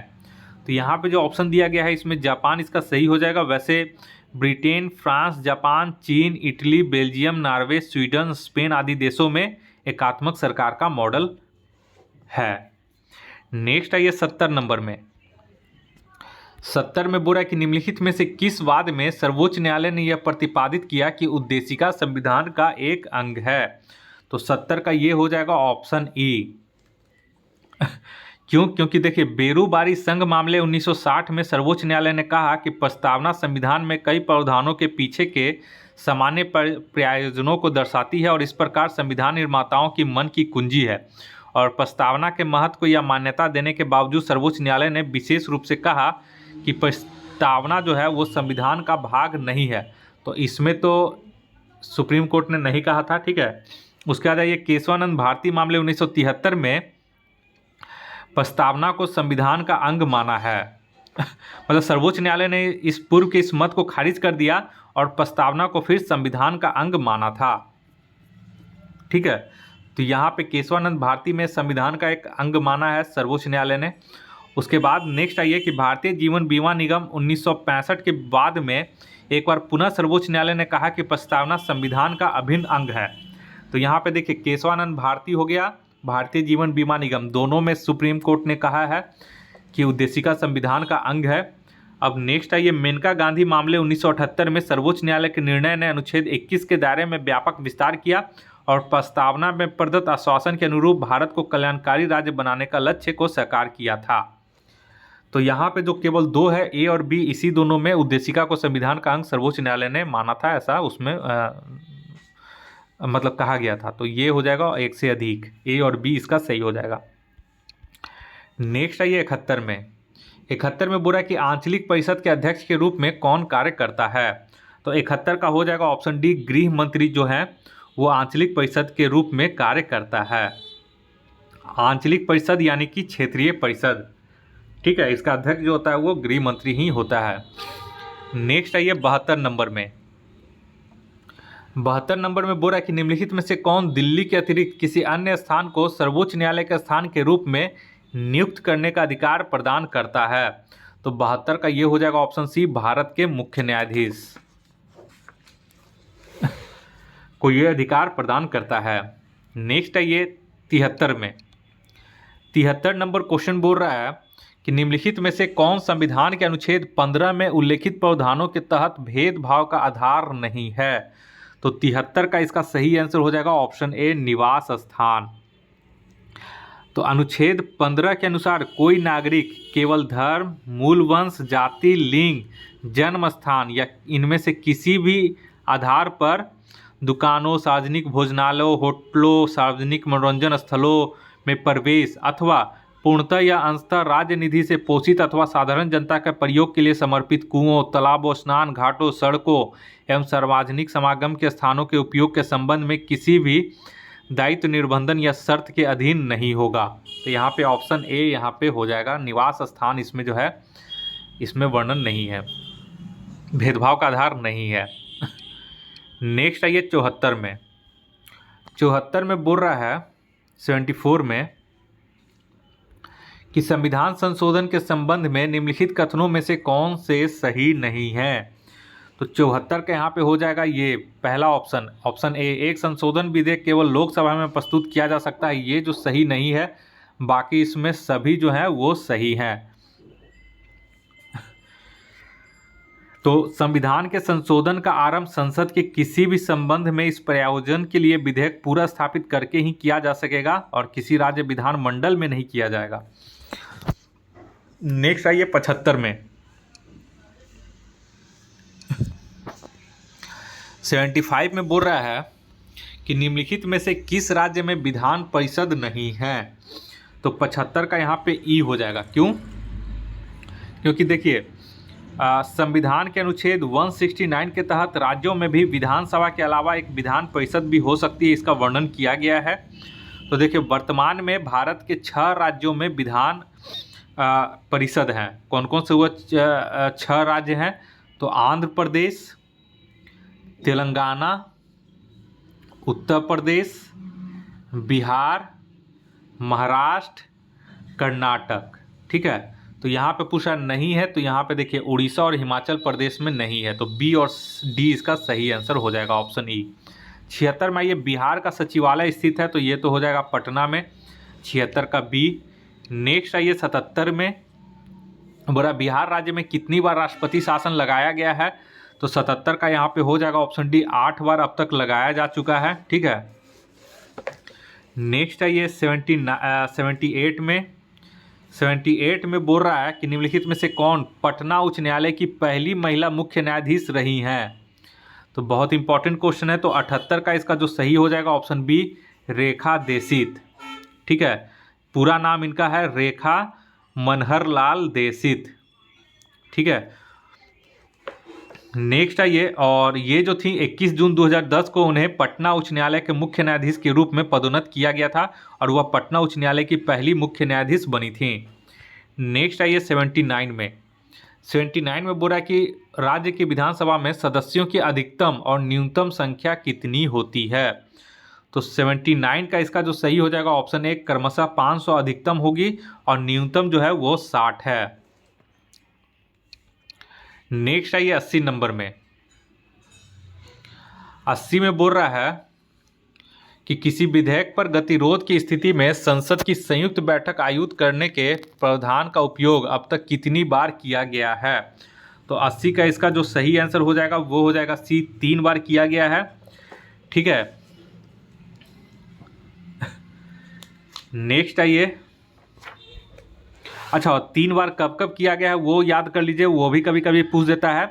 तो पहली बार किया गया था दहेज प्रतिषेध विधेयक 1960 में, दूसरी बार किया गया था बैंक सेवा आयोग विधेयक 1977 में, और तीसरी बार किया गया था आतंकवाद निवारण विधेयक 2021 में, सॉरी 2002 में। ठीक है, तो 3 बार कर दिया गया था।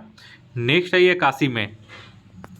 81 में बोल रहा है कि निम्नलिखित में से किस संसदीय समिति में सदस्यों की संख्या सबसे अधिक होती है। तो 81 का यहाँ पे है ऑप्शन बी, प्राक्कलन समिति में सबसे अधिक होती है। ठीक है, तो प्राक्कलन समिति में टोटल कितनी होते हैं, तो 30 सदस्य होते हैं। ठीक, पहले 25 होते थे, लेकिन अब 1956 में इसकी सदस्यों की संख्या बढ़ा करके 30 सदस्य कर दिया गया है, जो केवल लोकसभा से ही होते हैं। और लोक लेखा समिति में 22 सदस्य, जिसमें 15 लोकसभा और 7 राज्यसभा से होते हैं।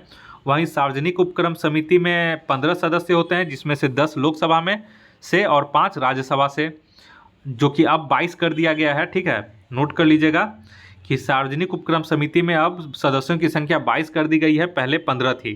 तो 22 में से अब 15 लोकसभा और 7 राज्यसभा में। और विशेषाधिकार समिति में लोकसभा समिति में 15 सदस्य होते हैं। ठीक है, अगर लोकसभा समिति में पूछेगा तो 15 सदस्य और राज्यसभा समिति में 10 सदस्य। नेक्स्ट आइए 82 में। 82 में बोल रहा है कि निम्नलिखित में से किसे हमारे संविधान की मूलभूत विशेषता नहीं माना जाता है। तो 82 का इसमें हो जाएगा ऑप्शन डी, संपत्ति के अधिकार को इसमें मूलभूत विशेषता नहीं माना जाता है। नेक्स्ट आइए 83 में। 83 में बोल रहा है कि राज्य के नीति निर्देशक तत्व निम्नलिखित में से किस देश के संविधान से प्रेरित हैं। तो 83 का इसका जो सही आंसर हो जाएगा वो हो जाएगा ऑप्शन सी, आयरलैंड से। और नीति निर्देशक तत्व 36 से 51 में वर्णन किया गया है, अनुच्छेद 36 से 51। नेक्स्ट है 84 नंबर में।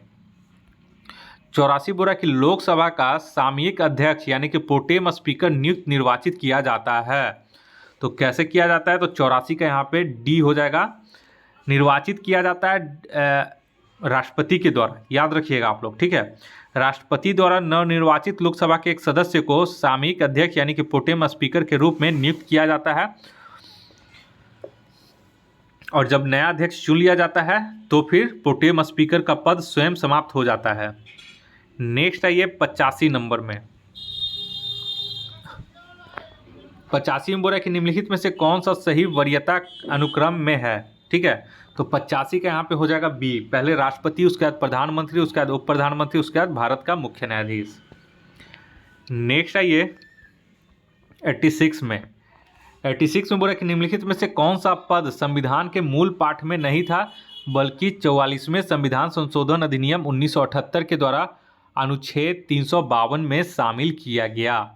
तो ये आप लोग याद रखिएगा, ये हो जाएगा ऑप्शन ए, कैबिनेट यानी कि मंत्रिमंडल शब्द। मूल संविधान में मंत्रिमंडल शब्द नहीं था। 44वें संविधान संशोधन में 1978 में केवल एक बार कैबिनेट शब्द का प्रयोग किया गया है, मंत्रिमंडल, अनुच्छेद 352 में। याद रखिएगा। 87 में आइए, निम्नलिखित में से कौन किसी क्षेत्र को अनुसूचित क्षेत्र घोषित कर सकता है। तो 87 का यहाँ पे सही आंसर हो जाएगा ऑप्शन बी, राष्ट्रपति। आप लोग को पता ही होगा ये क्वेश्चन। नेक्स्ट है 88 में। भारत में उच्च न्यायालयों की कुल संख्या कितनी है। तो 88 का यहाँ पे हो जाएगा ऑप्शन सी, 25। ठीक है, वर्ष 2000 में 3 नए राज्यों के गठन के बाद उच्च न्यायालयों की संख्या भी 18 से बढ़ करके 21 हो गई थी। और उसके बाद पुनः 2013 में फिर 3 उत्तर पूर्वी राज्यों मणिपुर, मेघालय एवं त्रिपुरा में अलग अलग उच्च न्यायालयों की फिर स्थापना हो गई, तो फिर 24 हो गई। और इसके बाद फिर वर्ष 2019 में आंध्र प्रदेश राज्य के लिए एक अलग उच्च न्यायालय की स्थापना से उच्च न्यायालयों की संख्या टोटल 25 हो गई है। 89 में ये बिहार के पहले मंत्रिमंडल कैबिनेट का गठन कब किया गया था। तो 89 का इसका हो जाएगा ऑप्शन बी, वर्ष 1946 में। ठीक है, और जिसमें डॉक्टर श्री कृष्ण सिंह बिहार के पहले मुख्यमंत्री के रूप में और डॉक्टर अनुग्रह नारायण सिन्हा बिहार के पहले उप मुख्यमंत्री के पद पे और वित्त मंत्री भी थे, सह वित्त मंत्री थे वो, उन्हें बनाया गया था। नेक्स्ट है ये 90 में। 90 नंबर बोल रहा है कि निम्नलिखित में से कौन स्वतंत्रता के बाद पटना उच्च न्यायालय का प्रथम भारतीय मुख्य न्यायाधीश बने थे। तो 90 का यहाँ पे हो जाएगा ऑप्शन ए लक्ष्मीकांत झा। ठीक है, नेक्स्ट है ये 91 नंबर में। 91 नंबर बोल रहा है कि भारत के संविधान की प्रस्तावना निम्नलिखित में से किस पर आधारित है। तो 91 का यहाँ पे हो जाएगा ऑप्शन बी उद्देश्य प्रस्ताव 1946 पे ये आधारित है।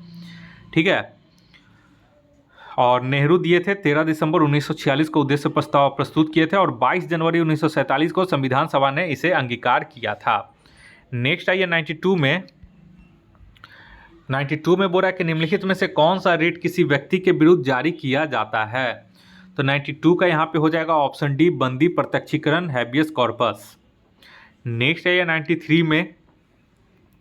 93 में बोल रहा है कि निम्नलिखित में से किसने अनुच्छेद 32 के तहत संवैधानिक उपचार के अधिकार को संविधान का हृदय और आत्मा कहा है। ये तो आप लोग को पता होगा, ऑप्शन सी हो जाएगा भीमराव अंबेडकर। नेक्स्ट आइए 94 में। 94 में बोल रहा है कि निम्नलिखित में से कौन अंतर राज्य परिषद की स्थापना कर सकता है। तो 94 का इसका आप लोग नोट कर लीजिए, ये हो जाएगा ऑप्शन ए राष्ट्रपति के द्वारा इसका गठन किया जा सकता है इंटर स्टेट काउंसिल का।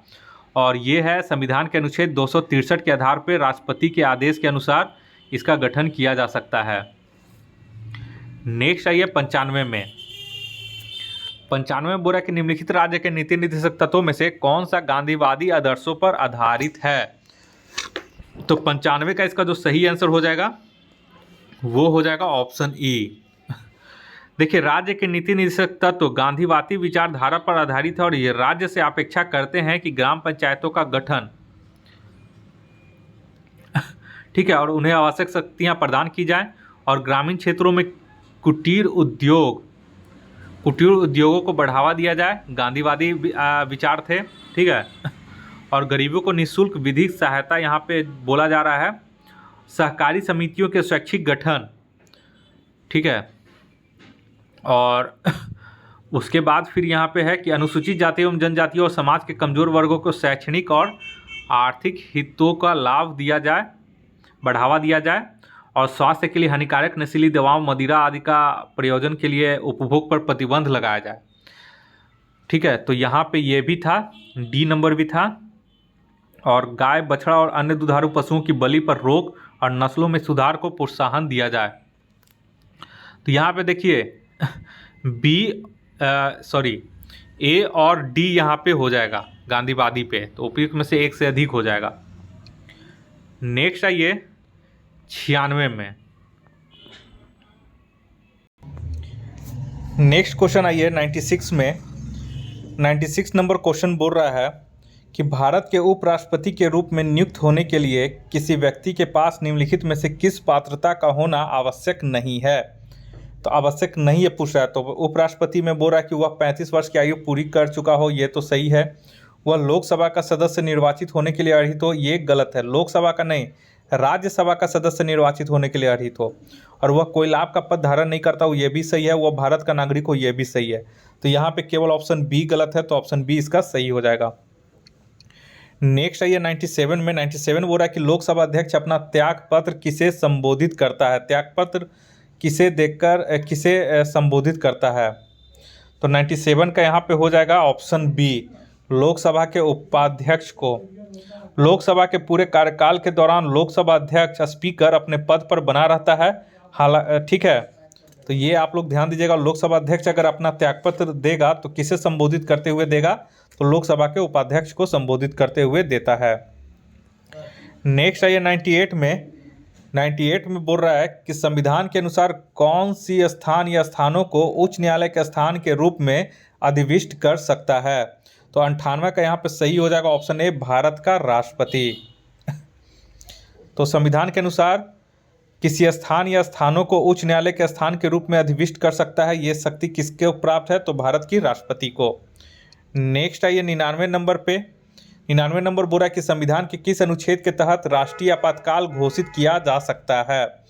तो ये हो जाएगा ऑप्शन डी, अनुच्छेद 352 के तहत। नेक्स्ट आइए 100 नंबर में। तो 100 नंबर में जो क्वेश्चन बोल रहा है कि वो बोल रहा है निम्नलिखित में से भारत के किस राज्य में द्विसदनीय विधायिका हैं?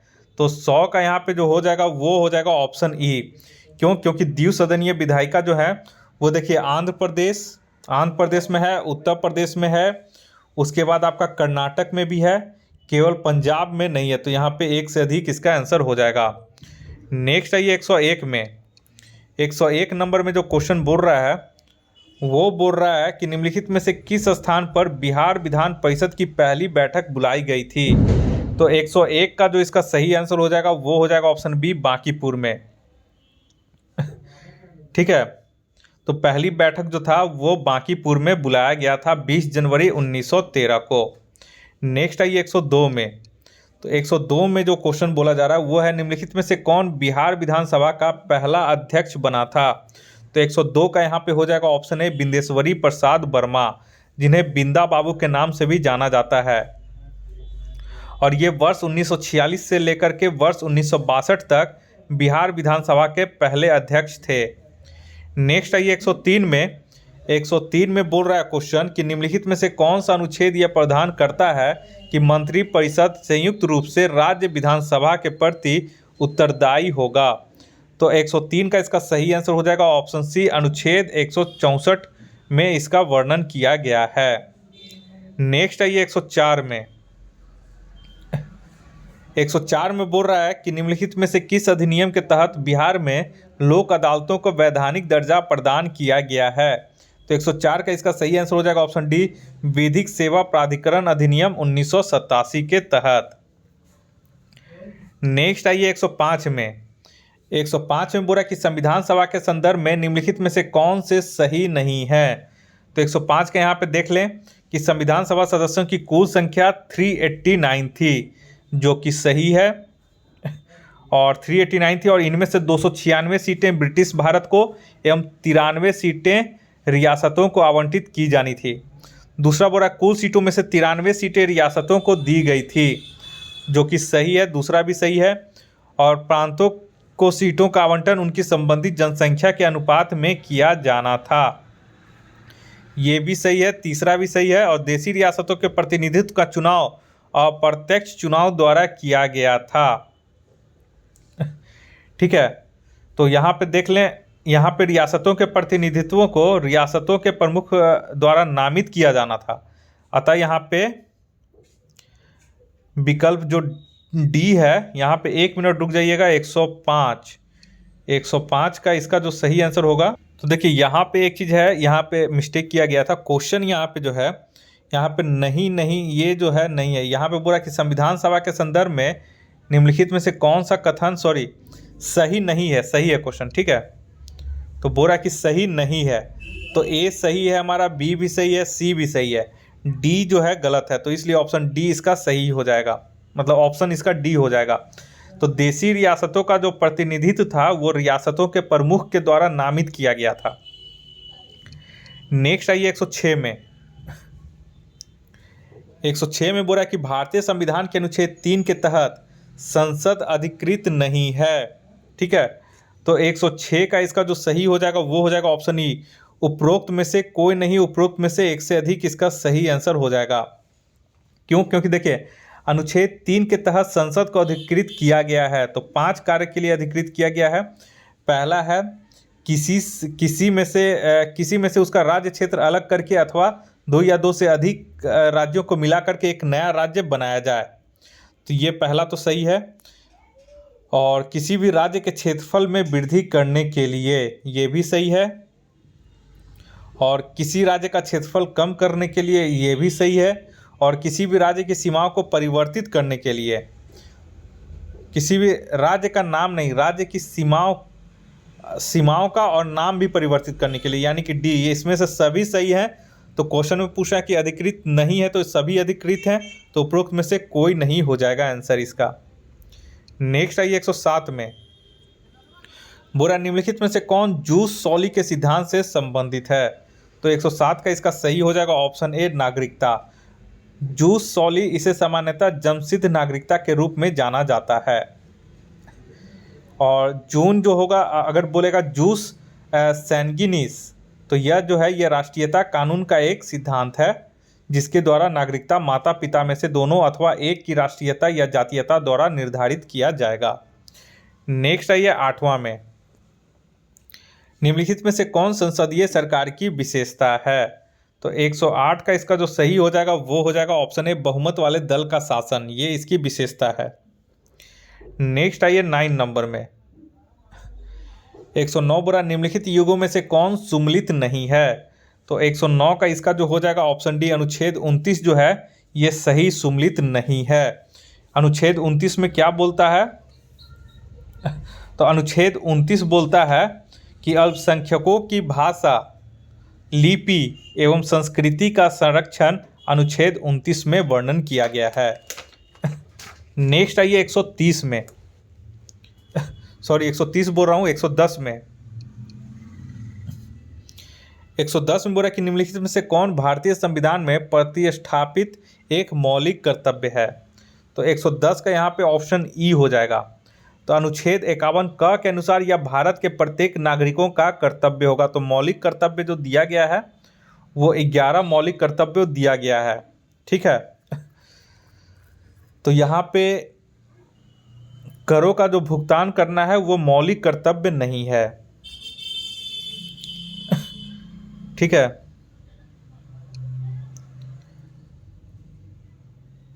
तो यहाँ पे देखिए, देश की रक्षा करना, वाहन किए जाने पर राष्ट्र की सेवा करना, ये सही है। सार्वजनिक संपत्ति को, ये भी सही है। ए और सी तो फिलहाल सही है। उसके बाद और हम देख लेते हैं 110 में कैसे छांटा जाता है, वो भी आप लोग सीखिए। 6 से 14 वर्ष, ये भी सही है। और यहाँ पे इसमें सभी जो है वो सभी सही हैं। 110 में सभी मौलिक कर्तव्य हैं, ठीक है। लेकिन एक चीज़ याद रखिएगा, समय पर कर का भुगतान करना ये तो मौलिक कर्तव्य है, लेकिन करों का भुगतान करना ये मौलिक कर्तव्य नहीं है। तो इस हिसाब से 110 का ऑप्शन ई हो जाएगा। नेक्स्ट आइए 111 में। 111 में बोल रहा है कि संविधान के निम्नलिखित प्रावधानों में से किसमें संसद के विशेष बहुमत एवं राज्यों की सहमति द्वारा ही संशोधन किया जा सकता है? तो ये भी बहुत इंपॉर्टेंट क्वेश्चन है, 111 नंबर। तो 111 का जो सही आंसर हो जाएगा इसका हो जाएगा ऑप्शन सी, 7वीं अनुसूची के अंतर्गत कोई भी सूची हो। तो 7वीं अंतर्गत कौन कौन सी इसमें दिया गया है? तो इसमें राष्ट्रपति का चुनाव एवं इसकी प्रक्रिया, संघ एवं राज्यों की कार्यकारी शक्ति का विस्तार, सर्वोच्च न्यायालय एवं उच्च न्यायालय, संघ एवं राज्य के मध्य विधायी शक्तियाँ, और वस्तु एवं सेवा कर परिषद, और 7वीं अनुसूची का कोई भी इसमें सूची हो, ठीक है। और संसद में राज्यों का प्रतिनिधित्व, और संविधान एवं उसकी प्रक्रिया में संशोधन के लिए संसद की शक्ति। ये कुछ ऐसे सहमति प्रधान है जिसमें केंद्र संसद के विशेष बहुमत एवं राज्यों की सहमति के द्वारा ही संशोधन किया जा सकता है। तो इसमें से ऑप्शन सी जो है सही राइट है। नेक्स्ट आइए 112 में। 112 में बोला निम्नलिखित में से क्या संघीय सरकार की विशेषता नहीं है? तो 112 का यहाँ पे ई हो जाएगा। तो संघीय सरकार की जो विशेषता है उसमें कठोर संविधान, ठीक है, स्वतंत्र न्यायपालिका, लिखित संविधान और संविधान की सर्वोच्चता, ये सभी शामिल होते हैं। तो पूछ रहा है कि नहीं होते हैं शामिल, तो उपरोक्त में से कोई नहीं इसका आंसर हो जाएगा। नेक्स्ट आइए 113 में, अंतर्राज्यीय परिषद की स्थापना का उल्लेख भारतीय संविधान में किस अनुच्छेद में किया गया है? तो 113 का ये ऑप्शन बी हो जाएगा, अनुच्छेद 263 में अंतर्राज्यीय परिषद की स्थापना का उल्लेख किया गया है। नेक्स्ट आइए 114 में। 114 में बोला कि संविधान के किस अनुच्छेद द्वारा वित्तीय आपातकाल की घोषणा की जा सकती है? तो 114 का यहाँ पे सही आंसर हो जाएगा ऑप्शन डी, अनुच्छेद 360 के तहत। और अब तक भारत में एक बार भी वित्तीय आपातकाल की घोषणा नहीं की गई है। नेक्स्ट आइए 115 में। 115 में बोला कि निम्नलिखित में से कौन सा वीटो शक्ति भारत के राष्ट्रपति को प्राप्त नहीं है? तो 115 का ये हो जाएगा विशेषित वीटो, जो कि अमेरिकी राष्ट्रपति को ये प्राप्त होता है। नेक्स्ट आइए 116 में। बोला कि संविधान के अनुसार प्रधानमंत्री का चयन एवं नियुक्ति की जाती है। तो ये तो हो जाएगा 116 का, देखिए यहाँ पे चयन एवं नियुक्ति बोल दिया है, ठीक है। तो एक चीज़ याद रखें कि संविधान में प्रधानमंत्री के चयन एवं नियुक्ति के लिए कोई विशिष्ट प्रक्रिया निर्धारित नहीं की गई है। तो इसलिए इसका ऑप्शन ई हो जाएगा, इसमें से कोई नहीं। लेकिन एक चीज़ नोट कर लें कि अनुच्छेद 75 केवल यह कहता है कि प्रधानमंत्री को राष्ट्रपति द्वारा नियुक्त किया जाएगा।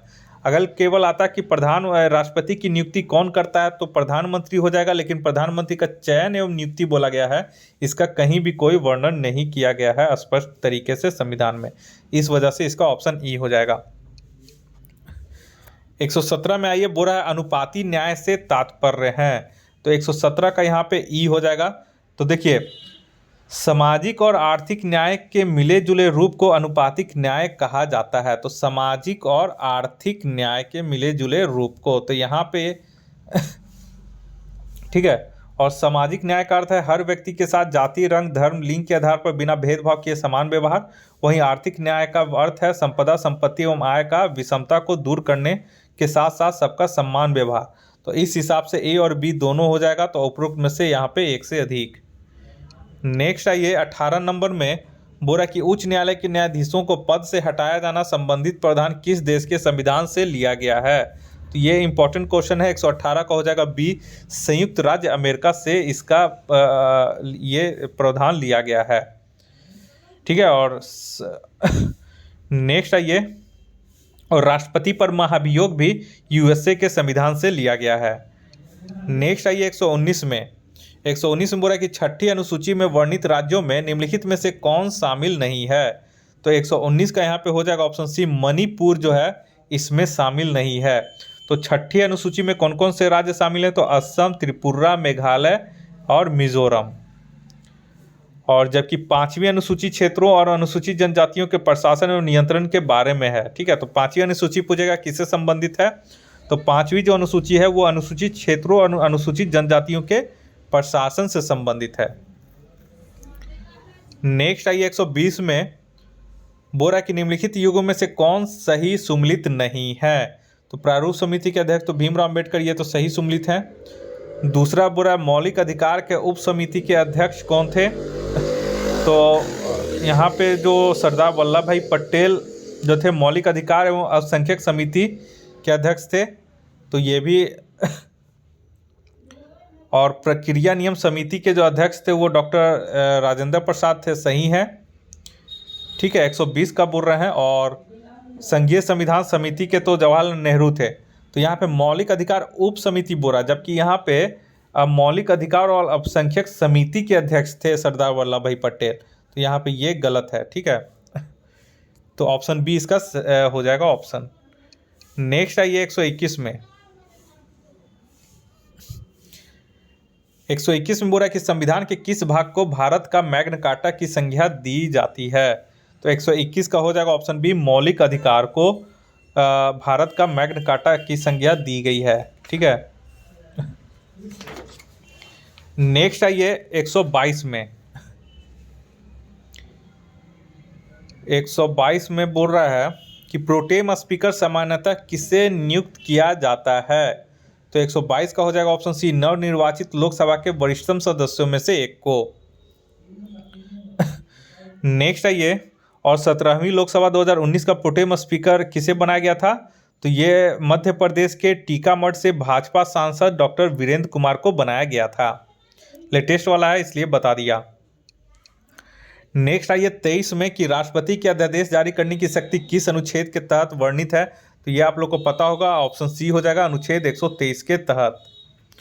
और यहाँ पे देखिए 143 में क्या बोलता है, 143 में उच्चतम न्यायालय से परामर्श करने की राष्ट्रपति की शक्ति है। और यहाँ पे 137, ठीक है, इसके बाद देख लीजिएगा 124 में आइए, 124 में बोला कि उपराष्ट्रपति के चुनाव में निम्नलिखित में से किसकी भागीदारी होती है। तो मतलब राष्ट्रपति उपराष्ट्रपति के चुनाव में कौन पार्टिसिपेट करता है। तो 124 के यहाँ पे हो जाएगा ऑप्शन ए, संसद। यहाँ पे राज्यसभा और लोकसभा के सभी सदस्य यानी निर्वाचित और मनोनीत दोनों। नेक्स्ट आइए 125 में, 125 में बोला कि निम्नलिखित युगों में से कौन सही सुमलित है। तो 125 का इसका जो सही आंसर हो जाएगा वो हो जाएगा ऑप्शन, कौन सही है, ऑप्शन सी जो है वो केवल सही है, बाकी इसमें सभी जो ऑप्शन है वो गलत है। ठीक है। तो यहाँ पे देख लें कि एक सौ अनुच्छेद 40 में क्या है, तो अनुच्छेद 40 में ग्राम पंचायतों का संगठन है। अनुच्छेद 45 में बलपूर्वक देखभाल तथा 6 वर्ष से कम आयु के बच्चों की शिक्षा, बाल पूर्व सॉरी मतलब अनुच्छेद 45 बोलता है कि बाल पूर्व देखभाल बच्चों की और 6 वर्ष से कम उम्र आयु के बच्चों की शिक्षा का। और अनुच्छेद 47 जो बोलता है वो पोषाहार जीवन स्तर सुधारने संबंधी प्रावधान किया गया है। नेक्स्ट आइए 126 में। 126 में बोल रहा है कि भारतीय संविधान में संविधान संशोधन वर्णित है। तो 126 का यहाँ पे हो जाएगा ऑप्शन सी, अनुच्छेद 368 के तहत। और भारतीय संविधान के भाग 20 के अनुच्छेद 368 में संसद को संविधान एवं इसकी व्यवस्था में संशोधन करने की शक्ति प्रदान की गई है। नेक्स्ट आइए 127 में। 127 में बोल रहा है कि निम्नलिखित में से कौन संघीय व्यवस्था की विशेषताएं हैं। तो 127 का यहाँ पे ई हो जाएगा। क्यों? क्योंकि देखिए उपयुक्त सारी जो विशेषताएं हैं वो संघीय सरकार की हैं। इसमें से सभी जो हैं वो सभी संघीय सरकार की हैं, तो उपरोक्त एक से अधिक हो जाएगा। नेक्स्ट आइए 128 में। 128 में बोला कि भारतीय संविधान के किस अनुच्छेद के तहत वित्त आयोग के गठन की बात की गई है। तो 128 का यहाँ पे हो जाएगा ऑप्शन बी, अनुच्छेद 280 के तहत। और हाल ही में 15वें वित्त आयोग का जो कार्यरत है उसकी जो सिफारिशों का कार्यकाल होगा वो 2020 से 2025 के बीच में होगा और इसके अध्यक्ष एन.के. सिंह थे। नेक्स्ट आइए 129 में। 129 में बोला कि निम्नलिखित समितियों में कौन केंद्र राज्य संबंधों से संबंधित नहीं है। तो 129 का यहाँ पे हो जाएगा ऑप्शन सी, दिनेश गोस्वामी समिति। ठीक है, तो यहाँ पे देख लें एक एक करके कि केंद्र राज्य संबंधों को मजबूत करने हेतु सरकार द्वारा समय समय पर कई समितियां बनाई गई थी। यथा राजमन्नार समिति 1969, सरकारिया आयोग 1983, एम पुंछी आयोग 2007 का गठन किया गया था।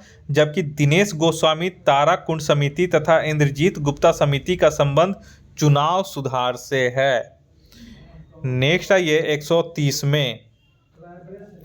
बोला कि राज्य सूची के किसी विषय पर आपातकाल की स्थिति में संसद को कानून बनाने की शक्ति किस अनुच्छेद में वर्णित है। तो ये इंपॉर्टेंट क्वेश्चन है। 130 का इसका हो जाएगा ऑप्शन बी, अनुच्छेद 250। याद रखिएगा, भाग पूछेगा तो भाग 11।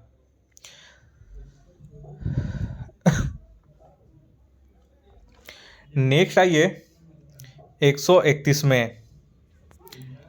बोला कि 2 या 2 से अधिक राज्यों के लिए एक ही उच्च न्यायालय की स्थापना निम्नलिखित में से किस अनुच्छेद में वर्णित है। यह भी इंपॉर्टेंट है। तो 131 का हो जाएगा ऑप्शन सी, अनुच्छेद 231 में इसका वर्णन किया गया है। ठीक है, संविधान के भाग 6 में। नेक्स्ट आइए 132 में। 132 में बोल रहा है कि मिजोरम राज्य के विशेष संदर्भ में निम्नलिखित में से कौन से अनुच्छेद उल्लेखित हैं।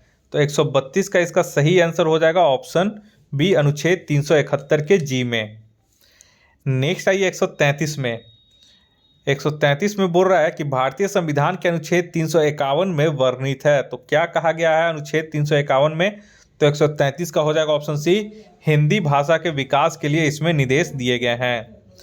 नेक्स्ट आइए 134 में। 134 में बोल रहा है कि बंगाल का गवर्नर जनरल निम्नलिखित में से किस अधिनियम द्वारा भारत का गवर्नर जनरल बना। तो ये 134 का हो जाएगा ऑप्शन डी, चार्टर अधिनियम 1833 के तहत, जिसमें लॉर्ड विलियम बेंटिंग भारत के प्रथम गवर्नर जनरल बने थे। ठीक है। नेक्स्ट आइए 135 में। 135 में बोला कि एक ही व्यक्ति को 2 या 2 से अधिक राज्यों का राज्यपाल बनाने संबंधी प्रावधान किस संविधान संशोधन के द्वारा किया गया। बहुत इंपॉर्टेंट क्वेश्चन है। 135 का हो जाएगा ऑप्शन सी, 7वां संविधान संशोधन अधिनियम। ठीक है, तो इसे आप लोग नोट कर लीजिएगा। और ये कब हुआ था? 7वां संविधान संशोधन अधिनियम 1956 के तहत। नेक्स्ट आइए 136 में। 136 में बोला कि विधानसभा के विघटन के बाद भी उसका अध्यक्ष स्पीकर पद पर बना रहता है। तो 136 का इसका हो जाएगा ऑप्शन ए, विधानसभा के विघटन के बाद गठित विधानसभा की पहली बैठक से ठीक पूर्व तक वो इस पे बना रह सकता है। नेक्स्ट आइए 136 में 136 हो गया। ठीक है, 137 में आइए। 137 बोल रहा है कि लोकसभा महासचिव सेक्रेटरी जनरल किसके प्रति उत्तरदायी होता है। तो 137 का ये हो जाएगा ऑप्शन सी, लोकसभा अध्यक्ष के प्रति सेक्रेटरी जनरल लोकसभा का उत्तरदायी होता है। नेक्स्ट आइए 138 में। 138 में बोल रहा है कि निम्नलिखित राज्यों में से कहाँ पर ग्राम पंचायत है। तो 138 का इसका हो जाएगा ऑप्शन ए, गोवा में जो है इसमें ग्राम पंचायत है। जो ऑप्शन दिया गया है उसी से आपको छांटना है। तो यहाँ पे गोवा में जो है ग्राम पंचायत है, बाकी ये सब में नहीं है। नेक्स्ट आइए 139 में। 139 में बोला कि निम्नलिखित में से कौन भारत की संचित निधि पर भारित व्यय नहीं होता है। ठीक है, तो 139 का जो यहाँ पे हो जाएगा ऑप्शन ई हो जाएगा। क्यों? क्योंकि देखिए अनुच्छेद 112(3) के अनुसार भारत की संचित निधि पर भारित व्यय निम्नलिखित है। पहला तो राष्ट्रपति के वेतन और भत्ते। ठीक है, उसके बाद राज्यसभा के सभापति और उपसभापति तथा लोकसभा के अध्यक्ष और उपाध्यक्ष के वेतन और भत्ते। तो यहाँ पे ये पहला तो भारित है। उसके बाद देखिए, उसके बाद है सर्वोच्च न्यायालय के न्यायाधीशों के वेतन भत्ते और पेंशन। तो बी भी यहाँ पे सही है। और उसके बाद फिर नेक्स्ट आइए भारत के नियंत्रक महालेखा परीक्षा के वेतन भत्ते और पेंशन। तो सी भी सही है। उसके बाद आइए किसी न्यायालय या मध्यस्थ अधिकरण के निर्णय और यहाँ पे एक बार उच्च न्यायालय का बोल रहा है। ठीक है, उच्च न्यायालय के न्यायाधीशों के वेतन एवं भत्ते।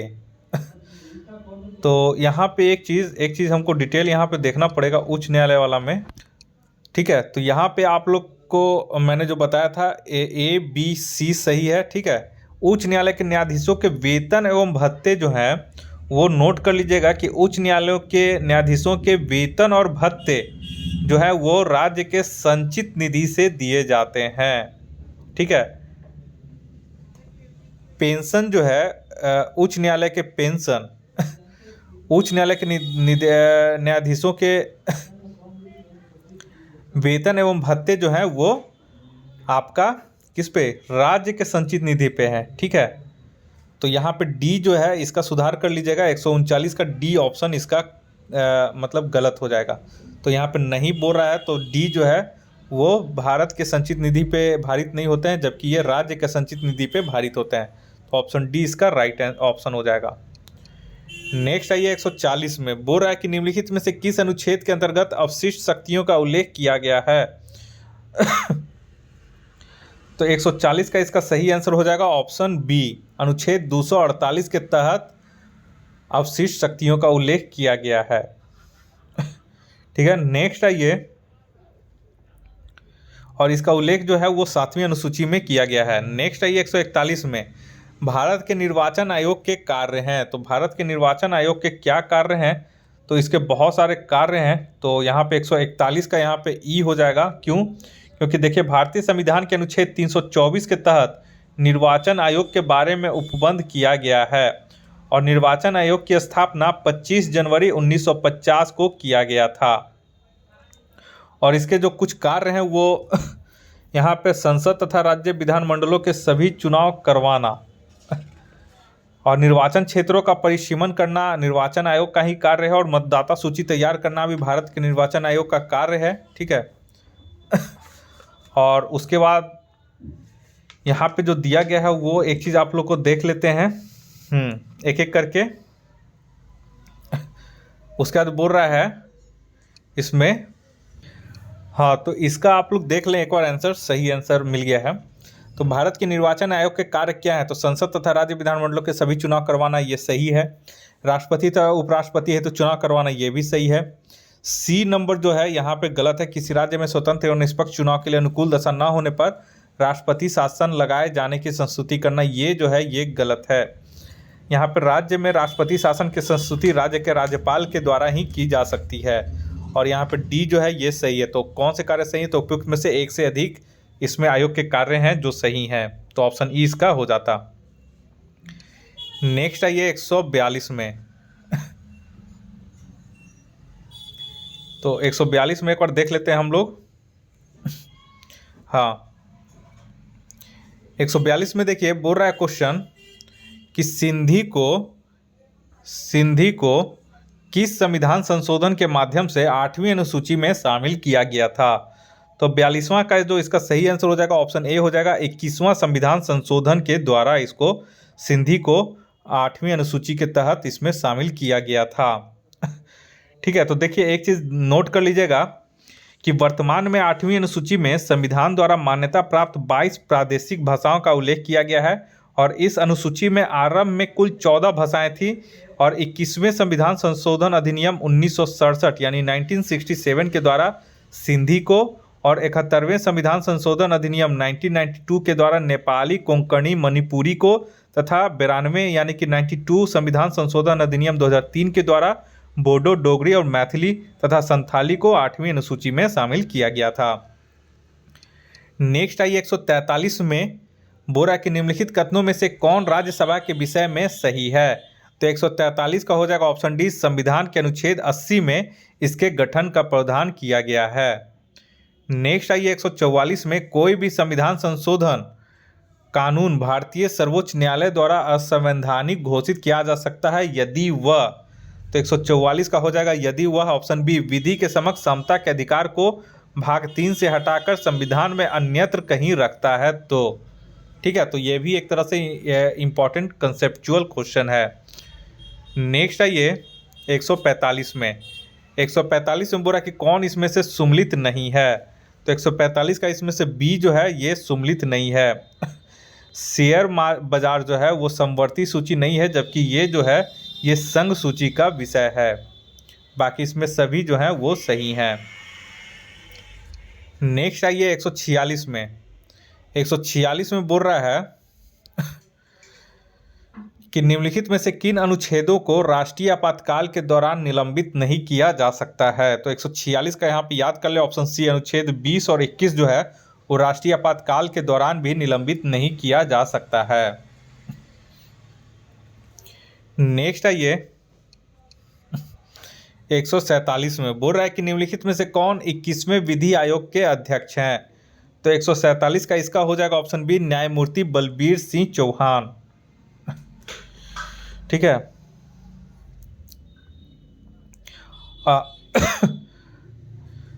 नेक्स्ट आइए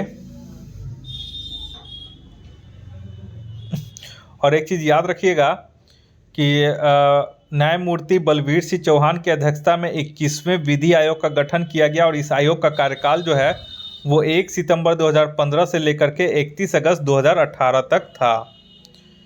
नेक्स्ट आइए 148 में 148 में बोला कि भारत के किसी राज्य में विधान परिषद का सृजन अथवा समाप्ति की जा सकती है। तो 148 का यहाँ पे देख लें, इसका आंसर डी दिया गया है। तो 148 का डी एक बार देख लेते हैं। तो डी है, देखिए एकदम सही ऑप्शन है डी, राज्य विधानसभा के तत्संबंधी संकल्प को पारित करने पर संसद के द्वारा। तो ऑप्शन डी इसका सही हो जाएगा। चलिए नेक्स्ट आइए 149 में 149 में बोला कि निम्नलिखित में से कौन संविधान में 42वें संविधान संशोधन द्वारा नीति निर्देशक तत्वों में जोड़ा नहीं गया है।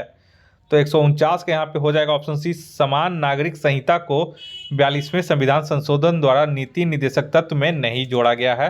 बाकी सभी को 42वें संविधान संशोधन के द्वारा नीति निर्देशक तत्व में जोड़ा गया था और 42वें संविधान संशोधन 1976 में हुआ था।